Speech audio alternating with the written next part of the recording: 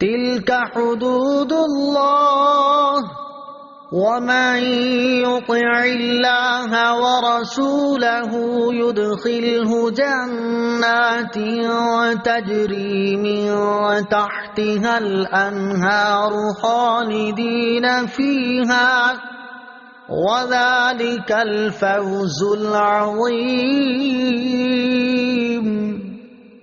ومن يعص الله ورسوله ويتعد حدوده يدخله نارا خالدا فيها وله عذاب مهين۔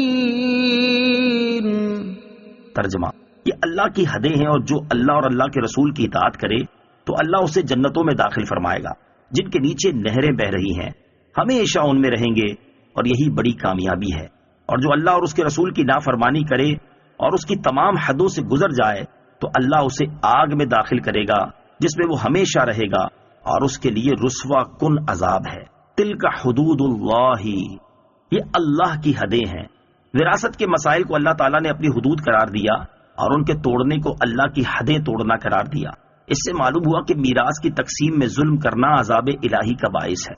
اس سے ان مسلمانوں کو عبرت پکڑنی چاہیے جو لڑکیوں یا دوسرے وارثوں کو وراثت سے محروم کرتے ہیں۔ حدیث مبارکہ میں ہے، جو اپنے وارث کو میراث سے محروم کرے اللہ تعالیٰ قیامت کے دن اسے جنت میں اس کے حصے سے محروم کر دے گا۔ وَمَن يُطِعِ اللَّهَ وَرَسُولَهُ يُدْخِلْهُ جَنَّاتٍ، اور جو اللہ اور اللہ کے رسول کی اطاعت کرے تو اللہ اسے جنتوں میں داخل فرمائے گا۔ اس آیت میں سید المرسلین صلی اللہ تعالیٰ علیہ وسلم کی اطاعت پر جنت کا وعدہ ہے، اور اگلی آیت میں حضور پرنور علیہ الصلوۃ والسلام کی نافرمانی پر جہنم کی وعید ہے۔ اس سے معلوم ہوا کہ سرکار رسالت صلی اللہ تعالیٰ علیہ وسلم کی اطاعت فرض ہے، اور آپ علیہ الصلوۃ والسلام کی نافرمانی حرام ہے۔ نیز کسی بھی حد شرعی کو توڑنا حرام ہے، لیکن تمام حدود کو توڑنے والا کافر ہی ہے، یعنی جو ایمان کی حد بھی توڑ دیتا ہے۔ اور اگلی آیتوں میں یہی مراد ہے، کیونکہ وہاں نافرمان کے لیے ہمیشہ جہنم میں داخلے کی وعید ہے، اور جہنم میں ہمیشہ کافر ہی رہے گا، مسلمان نہیں۔ واللاتی یأتین الفاحشة من نسائکم فاستشہدوا علیہن أربعة منکم فَإِن شَهِدُوا فَأَمْسِكُوهُنَّ فِي الْبُيُوتِ حَتَّى يَتَوَفَّاهُنَّ الْمَوْتُ أَوْ يَجْعَلَ اللَّهُ لَهُنَّ سَبِيلًا۔ ترجمہ: اور تمہاری عورتوں میں سے جو بدکاری کر لیں ان پر اپنوں میں سے 4 مردوں کی گواہی لو، پھر اگر وہ گواہی دے دیں تو ان عورتوں کو گھر میں بند کر دو یہاں تک کہ موت ان کی زندگی کو پورا کر دے یا اللہ ان کے لیے کوئی راستہ بنا دے۔ فَاسْتَشْهِدُوا عَلَيْهِنَّ أَرْبَعَةً مِّنْكُمْ، ان پر اپنوں میں سے 4 مردوں کی گواہی لو۔ مسلمانوں میں سے جو عورتیں زنا کا ارتکاب کریں ان کے بارے میں حکم دیا گیا کہ ان پر زنا کے ثبوت کے لیے 4 مسلمان مردوں کا گواہ ہونا ضروری ہے جو عورتوں کے زنا پر گواہی دیں، اور ایک قول یہ ہے کہ یہاں حکام سے خطاب ہے، یعنی وہ 4 مردوں سے گواہی سنیں۔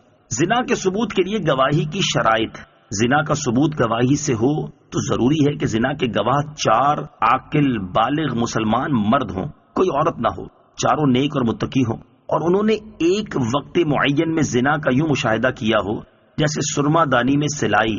نیز یہ چاروں گواہ حلف شرعی کے ساتھ گواہی دیں۔ اگر ان میں سے ایک بات بھی کم ہوئی تو زنا ثابت نہ ہوگا، اور گواہی دینے والے شرعاً 80 کوڑوں کے مستحق ہوں گے۔ فَأَمْسِكُوهُنَّ فِي الْبُيُوتِ، ان عورتوں کو گھر میں بند کر دو۔ زانی عورت کو موت آنے تک گھروں میں قید رکھنے کا حکم زنا سے متعلق کوڑوں اور رجم کی سزا مقرر ہونے سے پہلے تھا۔ جب زنا کی حد کے بارے میں احکام نازل ہوئے تو یہ حکم منسوخ ہو گیا۔ زنا اور قذف کی سزا کا بیان سورہ نور آیت نمبر 2 اور 4 میں بیان ہوا ہے۔ زنا کی مذمت: اس آیت میں زنا کرنے والوں کی سزا سے متعلق بعض احکام بیان ہوئے۔ اس مناسبت سے ہم یہاں زنا کی مذمت پر 4 احادیث ذکر کرتے ہیں تاکہ مسلمانوں پر زنا کی قباحت و برائی مزید واضح ہو اور وہ اس برے فعل سے بچنے کی کوشش کریں۔ چنانچہ حضرت ابو ہریرہ رضی اللہ تعالیٰ عنہ سے روایت ہے، ابو داؤد شریف کی حدیث ہے، میرے آقا صلی اللہ تعالیٰ علیہ وسلم نے ارشاد فرمایا، جو عورت کسی قوم میں اس کو داخل کر دے جو اس قوم سے نہ ہو، یعنی زنا کرایا اور اس سے اولاد ہوئی، تو اسے اللہ عز و جل کی رحمت کا حصہ نہیں ملے گا اور اللہ تعالیٰ اسے جنت میں داخل نہ فرمائے گا۔ نمبر 2، حضرت عبداللہ ابن عباس رضی اللہ تعالیٰ عنہما سے روایت ہے، رسول کریم صلی اللہ تعالیٰ علیہ وسلم نے ارشاد فرمایا، جس بستی میں زنا اور سود ظاہر ہو جائے تو انہوں نے اپنے لیے اللہ عز و جل کے عذاب کو حلال کر لیا۔ نمبر 3، مشکات شریف کی حدیث حضرت عمرو بن عاص رضی اللہ تعالیٰ عنہما سے روایت ہے، نبی اکرم صلی اللہ تعالیٰ علیہ وسلم نے ارشاد فرمایا، جس قوم میں زنا ظاہر ہوگا وہ قحط میں گرفتار ہوگی، اور جس قوم میں رشوت کا ظہور ہوگا وہ روب میں گرفتار ہوگی۔ نمبر 4، حضرت بریدہ رضی اللہ تعالیٰ عنہ سے روایت ہے، سرکار دو عالم صلی اللہ تعالیٰ علیہ وسلم نے ارشاد فرمایا، 7 آسمان اور 7 زمینیں بوڑھے زانی پر لعنت کرتی ہیں، اور زانیوں کی شرمگاہ کی بدبو جہنم والوں کو ایذا دے گی۔ واللذان يأتيانها منكم فآذوهما فإن تابا وأصلحا فأعرضوا عنهما إن الله كان توابا رحيما۔ ترجمہ، اور تم میں جو مرد عورت ایسا کام کریں ان کو تکلیف پہنچاؤ، پھر اگر وہ توبہ کر لیں اور اپنی اصلاح کر لیں تو ان کا پیچھا چھوڑ دو، بے شک اللہ بڑا توبہ قبول کرنے والا مہربان ہے۔ فآذوہما، ان دونوں کو تکلیف پہنچاؤ۔ بے حیائی کا ارتکاب کرنے والوں کے متعلق سزا کا بیان کرتے ہوئے فرمایا کہ انہیں ایذا دو، جیسے جھڑک کر، برا بھلا کہہ کر، شرم دلا کر، جوتیاں وغیرہ مار کر، زبانی اور بدنی دونوں طرح سے ایذا دو۔ زنا کی سزا پہلے ایذا دینا مقرر کی گئی، پھر قید کرنا، پھر کوڑے مارنا یا سنسار کرنا۔ یہ آیت بھی حد زنا کی آیت سے منسوخ ہے۔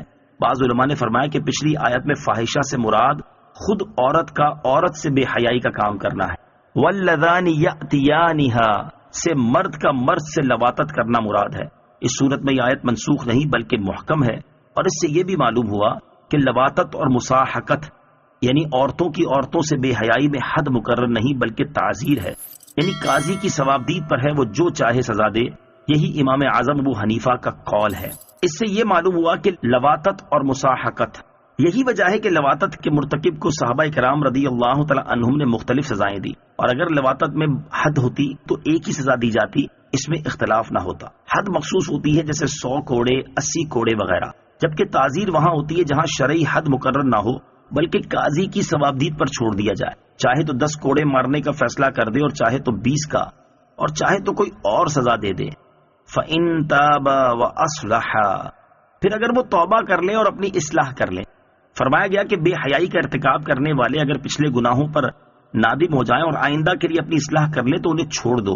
اس سے معلوم ہوا کہ تعزیر کا مستحق مجرم اگر تعزیر سے پہلے صحیح معنی میں توبہ کر لے تو اس پر خواہ مخواہ تعزیر لگانا ضروری نہیں۔ توبہ کے معنی ہوتے رجوع کرنا، لوٹنا۔ اگر یہ بندے کی صفت ہو تو معنی ہوں گے گناہ یا ارادہ گناہ سے رجوع کرنا، اور اگر رب تعالیٰ کی صفت ہو تو معنی ہوں گے بندے کی توبہ قبول فرمانا یا اپنی رحمت کو بندے کی طرف متوجہ کرنا۔ انما التوبة على الله للذين يعملون السوء بجهالة ثم يتوبون من قريب